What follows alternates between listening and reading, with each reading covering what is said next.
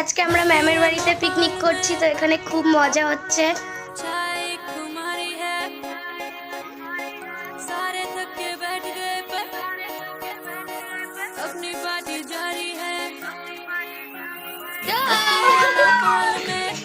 রান্না করছে আজকের রেসিপি হলো ফ্রাইড রাইস আর মাংস কষা, তো খুবই মজা হতে চলেছে। এবার আমাদের দাদা রান্না করছে, ওদের দাদা ঘামছে, এবার অকর মতো উনো খেলছে। पार्टी शुरू हुई है।